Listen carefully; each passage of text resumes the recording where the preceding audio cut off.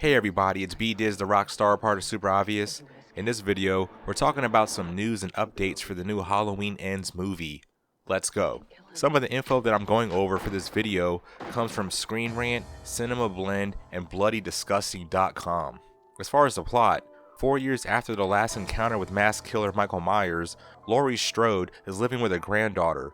Myers hasn't been seen since. Laurie finally decides to liberate herself from rage and fear and embrace life.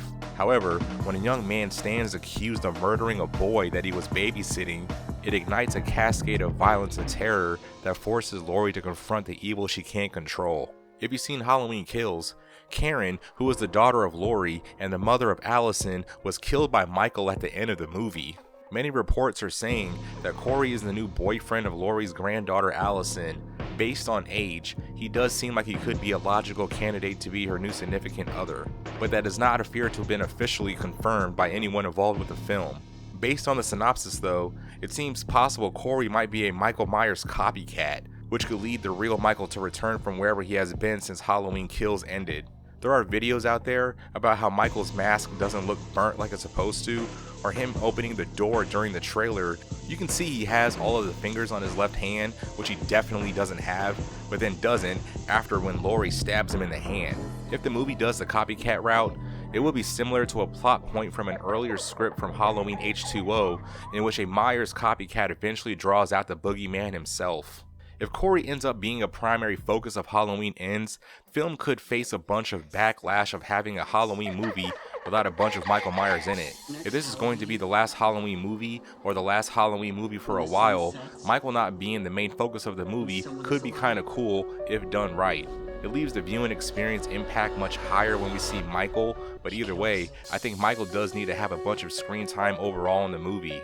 Jamie Lee Curtis says, there is a battle between them, meaning Laurie and Michael, and the irony is that in the 2018 and 2021 movie, where a woman who was prepared for Michael every day of her life since she was 17 years old, like every day, this is a movie where she's actually moved on because Laurie doesn't see Michael coming, and that's a very different result. So the fight with Michael is much more violent, unexpected, and it has to be like a street brawl. Oh, and of course there's a bunch of people that are going to be all types of dead along the way.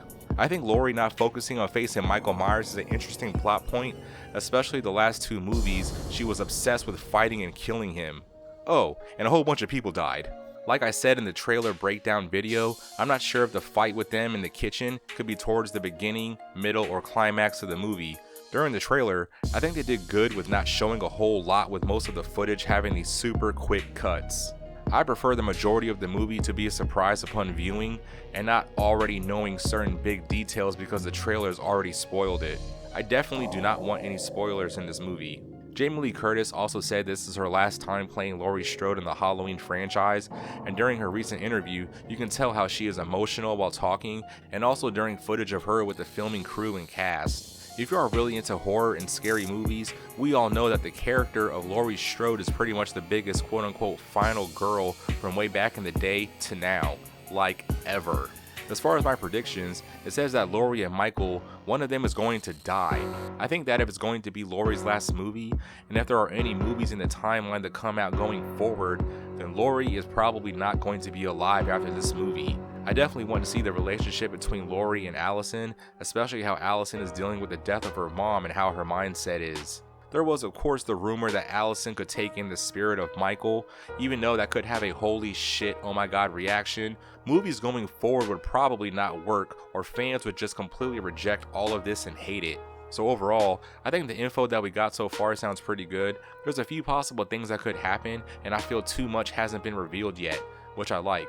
But yeah, that's the video. Let me know in the comments how you feel about the plot details on Corey and how he could be the main focus of the movie. Also, this will be Jamie Lee's last role as Laurie, and what do you think will happen with Allison? And who do you think will die between Laurie and Michael? Like and share the video, subscribe to the channel for more content, and I'll see you guys in the next one. Totally for sure.